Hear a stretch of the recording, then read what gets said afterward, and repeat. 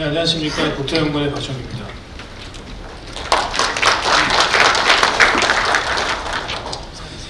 네, 오늘 제가 발표할 주제는 주택시장 안정화 대책 이후 주택시장 변화 및 향후 정책 방향이 되겠습니다.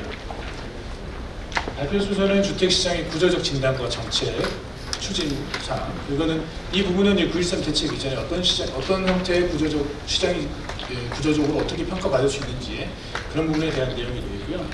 다음에 이제 그동안 9.13 대책 적용 주택시장 변화, 그리고 향후 주택시장 전망과 정책 방향 순으로 제가 발표를 하도록 하겠습니다. 먼저 주택시장의 구조적 진단과 정책 추진 현황입니다. 이 파트에서는 어떻게 9.13 대책 이전 주택시장이 어떤 상황인지를 한번 진단해보고 어떤 배경하에 정책이 추진되었는지를 한번 살펴보는 부분이라고 할 수 있겠습니다. 먼저 이제 9.13 대책 이전 주택시장 상황에 대해서 한번 진단해 보았는데요. 한마디로 요약하면 좀 가계부채가 빠르게 증가하는 상황에서 국지적 시장의 변동성이 증대하는 상황이었다, 이렇게 말씀드릴 수 있겠습니다. 저금리에 기반해서 가계부채가 빠르게 증가하는 상황에서 주택가격이 상승하였고요. 특히 이제 내수 경기 위축 속에 주택 경기가 호조하는 모습을 보였습니다. 주택 가격 상승 기대가 형성되고 신규 분양 시장, 재건축, 재개발 시장에 대한 붐이 형성되기도 하였습니다. 이에 이제 주택 시장의 그 분양권 단기 거래라든지 또 갭 투자, 또 다른 주택을 가지고 담보대출을 빌려서 그 주택 담보대출을 이용한 또 이렇게 지역 간 전이 현상, 그런 부분들이 이제 그런 부분들을 이용한 이제 투자 수요가 가세했고요. 주택 공급에 대한 불안감이 좀 형성되면서 이제 지역별 국지적으로 주택 시장의 변동성이 증대되고 있는 상황이었다라고 이렇게 말씀드릴 수 있겠습니다. 한번 이론적으로도 한번 살펴봤습니다. 주택 시장과 자본 시장과의 관계를 이제 살펴본 1대1의 논문을 보면요, 주택 가격이 상승을 하고 주택 가격에 대한 이제 기대가 증가하면서 주택 시장 위험에 대한 과소평가가 이루어진다라고 이야기합니다. 이로 인해서 투자 수요가 가세하는 관계가 형성되는데, 이로 인해 대출이 증가하고 가계대출 위험과 주택시장의 변동성 증대가 야기된다라고 이렇게 설명을 하고 있습니다. 이 이론에 비추어서 이제 9.13 대책 이전에 우리나라 상황을 한번 이야기를 해보면, 노란색으로 이렇게 박스에서 색깔을 칠해놨는데요. 노란색 박스처럼 주택시장의 위험이 과소평가되는 상황에서 투자 수요가 가세하면서 가계부채 위험과 시장 변동성 위험이 증대되고 있는 상황이었다. 즉 이제 경착륙의 위험이 좀 상존하는 상황이었다라고 저는 이렇게 평가를 하고 싶습니다. 그리고 이제 수요 측면의 주택시장 자기조정 과정, 그 밑에 제가 썼는데요. 자기조정 과정을 살펴보면 주택 가격이 상승하면 이제 주택 구매력이 감소하게 됩니다. 근데 주택 구매력이 감소하는 상황에서도 주택 가격이 계속 상승을 하게 되는데, 이에 대해서는 이제 상대적인 투자 수요가 증가하기 때문이다, 이렇게 설명을 합니다. 이로 인해서 주택 시장에 이제 주택 가격이 상승하면서 주택 가격의 이제 하방 위험, 그러니까 이런 경착륙 위험이 증가하는 형태로 이렇게 자기 조정 과정을 설명을 하고 있습니다. 우리나라의 통계로도 이러한 관계가 좀 나타나는데요. 이제 주황색 선이 우리나라 서울 아파트 주택 가격 지수입니다. 그리고 녹색 이제 바 형태가 이제 가격의 이제 전년 동기 대비 변동률이라고 할 수 있겠습니다. 그리고 이제 굵은 선이 바로 서울의 주택 구매력 지수가 되겠습니다. 주택 가격이 지속 상승하는 가운데 이제 굵은 실선을 보시면 되겠는데요. 2015년 3월을 정점으로 이제 주택 구매력이 지속 하락하고 있는 모습을 보여줍니다. 그러나 서울 아파트 가격이 다시 크게 상승하는 모습이 이제 바 형태로 나타나게 되는데요. 이때 이제 국지적 불안에 대한 우려가 계속 증가됐거든요. 이때도 주택 구매력이 크게 감소하는 형태가 나타나게 됩니다. 즉 이제 국민들의 실수요 기반이나 활성화 주택 구매력이 감소하고 있는 가운데 국지적 불안 우려가 지속돼서 앞에서 이제 본 주택시장 자기조정 과정에서 보는 것처럼 실수요자의 이제 시장 진입이 제약되고 시장 변동성 위험이 증가하는 그런 상태였다라고 평가할 수 있겠습니다. 종합해 보면 이제 가계 부채가 빠르게 증가하는 상황에서 국지적 시장의 변동성이 증대하는 상황이었고, 이로 인한 시장 경착륙의 위험이 증대되는 상황이었다. 그래서 이에 대한 처방이 필요한 상황이었다라고 평가할 수 있겠습니다. 네, 정부는 이제 투기 수요 억제를 위한 주택시장 안정 대책을 추진하게 됩니다. 이는 이제 6.19 대책, 파리 대책, 12.4 대책으로 요약할 수 있겠습니다. 그리고 2018년에는 이제 8.27 대책, 9.13 대책 등을 추진하게 됩니다.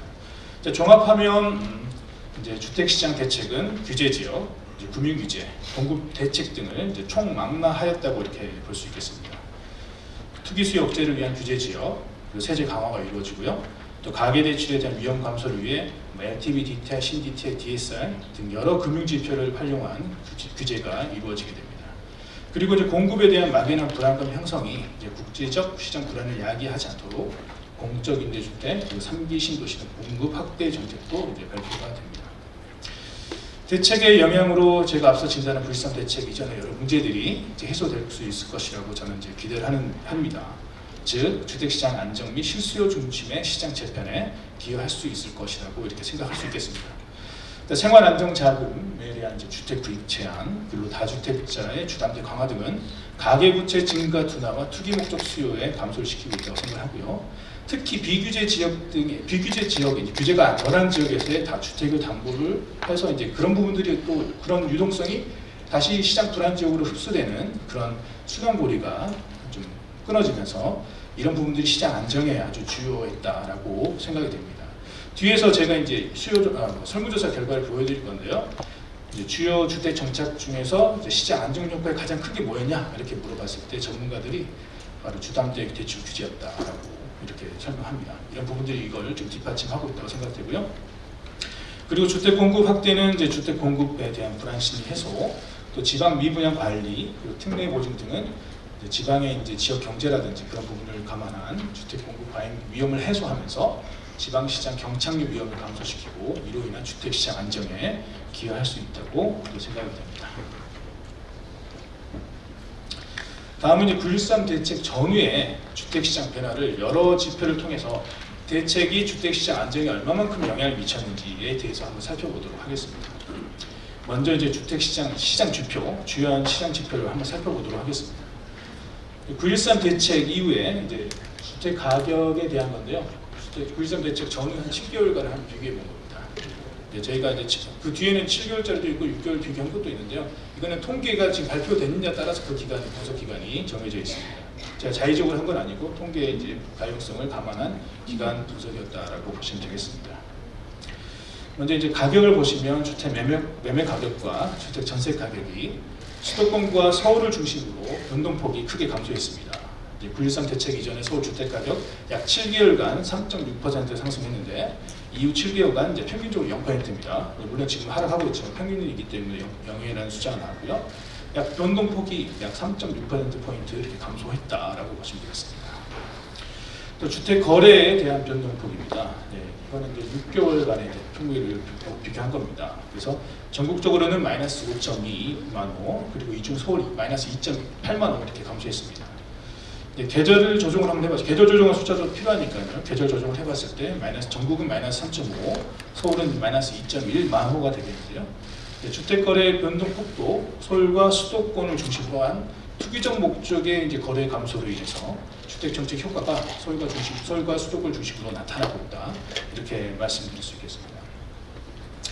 또 이번에 정책에는 이제 주택 금융 규제가 상당히 많지 않습니까? 그래서 가계대출도 한번 봐봤습니다. 이건 5개월 금융통계가 좀 늦게 발표되다 보니까 9.13 대책 5개월 기간만 이제 분석할 수 있었는데요. 9.13 대책 전후 약 5개월 이제 가계대출이 좀 모두 증가했습니다만은 변동폭을 보면 전국은 마이너스 2.8조 원 감소했고요. 서울은 마이너스 1.6조 원 감소했습니다. 변동폭이 상당 부분이 이제 서울과 수도권에서 나타났다고 할 수 있겠습니다. 그래서 주택 금융 규제 그리고 그런 정책 효과가 서울과 수도권 그 주택 시장의 국지적 과열 양상이 나타난 그 지역을 중심으로 나타났다라고 이렇게 말씀드릴 수 있겠습니다. 다음으로 주택 시장 순환 금융도 한번 저희가 살펴보았습니다. 이제 분명히 보시는 것처럼 이제 그 프린트물에는 이제 흑백이기 때문에 잘 나타나진 않는데요. 보시는 것처럼 서울 수도권이 2018년 4월에 빨간색 계통에서 이제 연한 살구색 계통으로 바뀌지 않겠습니까? 그럼 보시는 것처럼 이제 국지적 불안 우려가 있었던 서울이 확장 국면에서 점차 둔화 국면으로 전환하고 있다는 것을 저희가 확인을 하였습니다. 전세 시장인데요. 전세 시장은 지속적인 안정 국면을 이제 보이고 있습니다. 다만 이제 4월 통계에서 서울, 충남, 대구가 초록색인 이제 안정 내 확장 국면이 나타나고 있습니다. 그래서 이 부분에 대해서는 지속적인 모니터링이 필요하다라고 생각이 듭니다. 이제 저희 국토원에서 생산하고 있는 이제 소비심리지수, 부동산 시장 소비심리지수 한번 9.13 대책 전후 7개월 한번 비교해 보았습니다. 전국적으로는 14.2포인트, 서울 같은 경우는 27.8포인트. 그래서 확실히 이제 서울을 중심으로 한 심리적 과열 양상이 확실하게 진정되고 있다라는 것을 저희가 확인할 수 있겠습니다. 국토연의 국토연의 심리지수에 대한 기상도를 한번 살펴봤을 때도 이제 서울 같은 경우는 보시는 것처럼 147.0이었습니다. 2018년 9월에. 근데 최근에 발표된 4월 통계를 보면 97.9로 100을 이제 하회하고 있습니다. 확실하게 심리적으로도 이런 과열 양상이 진정되고 있다라고 이렇게 말씀드릴 수 있겠습니다.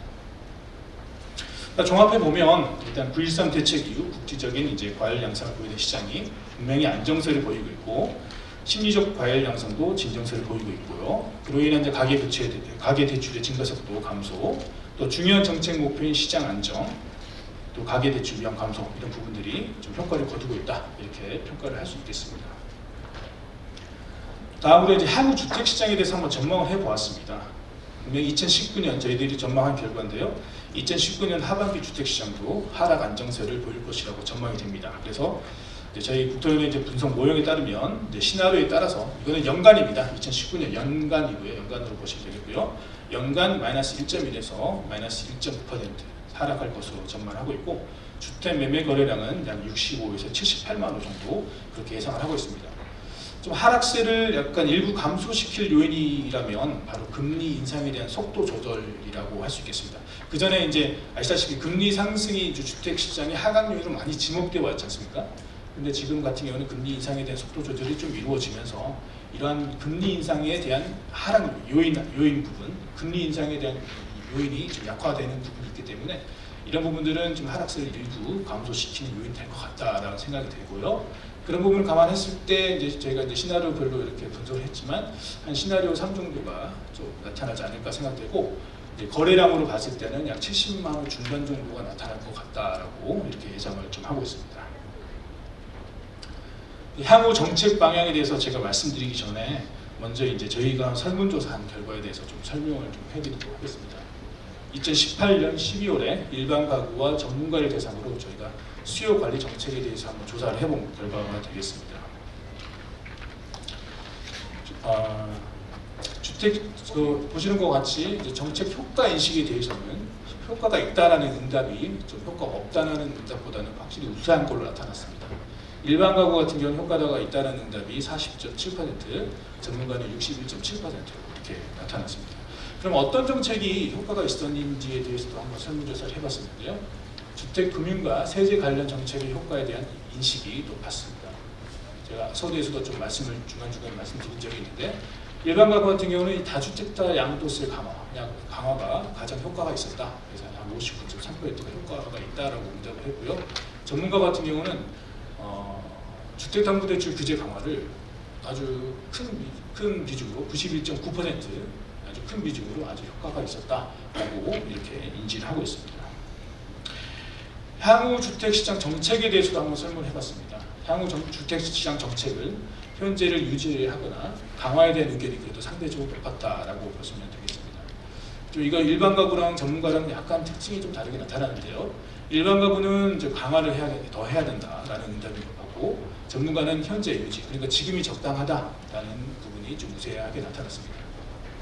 특히 이제 정책별로 보면 일반 가구는 물론 이제 전반적으로 다 강화해야 된다는 의견이 좀 높지만은 그 중에서 이제 다주택자 양도세 강화가 해야 된다라는 응답이 63.7%로 가장 높았습니다. 또 전문가는 분양권 전매제한 강화에 대한 응답이 상대적으로 높았다라고 말씀드릴 수 있겠습니다. 이런 부분을 감안해서 향후 정책 방향이 좀 수립될 필요가 있다고 생각됩니다. 향후 정책 방향은 제가 6가지 정도로 요약을 해봤습니다. 일단 첫 번째로 본부처 유기적 연계를 통한 정책 대응력은 유지할 필요가 있겠다라고 생각됩니다.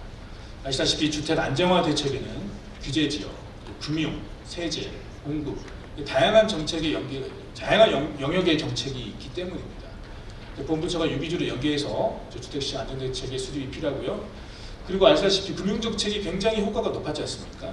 그래서 금융권과의 굉장한 큰 연계, 협조체계 마련은 정말 필수적이다 이렇게 말씀드릴 수 있겠습니다. 그리고 두 번째입니다. 주택시장 수요 관리와 공급 정책은 병행해서 지속할 필요가 있다고 생각합니다. 서수다 교수님께서 발제하실 때도 좀 그런 얘기를 좀 해주셨는데 저도 동의하는 바입니다. 아시다시피 주택시장 같은 경우는 주택 공급은 매우 비탄력적입니다. 그리고 비탄력적인 주택 공급 시장일 경우에 주택시장 변동이요. 제가 이제 영어로는 버블의 유지 기간, 그러니까는 주택이 비탄력적인 시장일수록 버블의 유지 기간이 굉장히 지속되는 경향이 있습니다. 그렇기 때문에 아시다시피 택지 공급 기간 또 건설 기간이 장기인 주택의 경우에는 매우 비탄력적이므로 이에 대해서는 적절한 수요 관리는 분명히 필요하고요. 그러면서 주택 공급을 병행하는 게 가장 중요하다라고 이렇게 생각이 됩니다. 그리고 지역별 주택 수급의 종합 분석과 탄력적 주택 공급 체계 필요하다고 생각합니다. 일단은 공적 임대주택에 대한 소요도 필요하고요. 그리고 주택 인허가식적, 주택 준공 물량, 미분양 등, 그리고 기확보 택지 기확보 물량 등을 종합적으로 검토한 주택 공급 체계의 유연성을 가질 필요가 있다고 생각됩니다. 특히 이제 미분양 주택 같은 경우는 좀 안정적인 수준이 어떤 건지에 대해서 한 고민이 필요하다고 생각됩니다. 제가 참고로 이렇게 한번 밑에 써봤는데요. 제가 이제 기존의 통계를 분석해 본 겁니다. 분석을 해서 이 정도는 한 9만 호 정도, 전국적으로 9만 호 정도 경계 수준으로 판단하는 게 좋겠다라고 생각되고요. 이 경계 수준을 넘어가면 갑자기 급격하게 높아지는, 그러니까 글로벌 금융위기 당시에도 16.6만 원 정도 증가했지 않습니까? 이 수준을 넘어서면 급격하게 증가하는 좀 그런 특징이 있기 때문에 이 정도를 한 경계 수준을 보면서, 그리고 지역별로도 이런 통계를 계속 만들어서 모니터링할 필요가 있겠다라고 생각이 됩니다. 다음은 지역별 맞춤형 정책 강화에 대한 주택시장 모니터링 강화, 사전 대응 능력 강화 정말 필요하다고 생각되고요.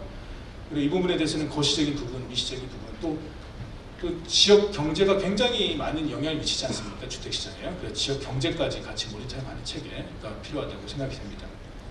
그리고 주택 금융 소비자 보호 및 임대차 선진화 인프라 구축이 필요하다고 생각됩니다.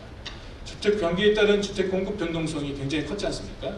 이로 인해서 주택이 프리미엄 시장이 굉장히 커졌고요.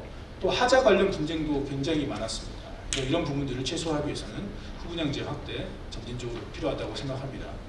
그리고 주택 금융에 대해서는 비소고 대출 등 금융 소비자 보호를 위한 장품이 필요하다고 생각됩니다. 그리고 저는 이제 소비자에게 굉장히 많은 리스크가 집중되어 있잖아요. 이 부분들을 적절하게 분산시키는 게 필요하다고 생각되고, 또 저금리 기반에서 경쟁적으로 주택담보대출이 굉장히 많이 풀렸는데, 이러한 리스크 풀릴 때는 다 풀리더라도 그래도 거기에 대한 리스크는 적절하게 소비자에게 전가되지 않도록 하는 방안 마련이 필요하다고 생각됩니다. 그리고 임대차 시장 선진화 인프라 구축과 관련해서는 전월세 신고제도 도입해서 지금 매매가는 신고제도 하고 있지 않습니까? 그래서 시장이 많이 투명화되는 굉장히 기여할 것으로 생각되고요. 그리고 이제 이런 걸 가지고 이제 주택 임대차 정보 시스템 구축할 수 있고, 이로 인한 정책 기반 마련할 수 있다고 생각됩니다. 지금 전세와 월세 같은 경우는 아시다시피 확정일자를 갖고만 통계만 잡히잖아요. 그러다 보니까 월세라든지 서민들이 거주하는 월세라든지 저렴한 월세 임대료를 가진 주택에 대한 정보가 지금 전혀 구축되지 않거든요. 그러니까 이런 전월세 신고를 도입한 주택 임대차 정보 시스템은 어쩌면 시장 투명성 제고뿐만 아니라 서민층을 위한 정책 발굴, 정책 지원에도 통계 확보에 굉장히 기여할 수 있다 생각됩니다. 그리고 마지막으로 공공임대주택과 사회주택 확충을 통한 서민주거 안전 기반 강화가 필요하다고 생각합니다. 특히 두 번째 동그라미 있는 것처럼 일자리와 주거복지와 연계한 다양한 임대주택 확충이 필요하고요.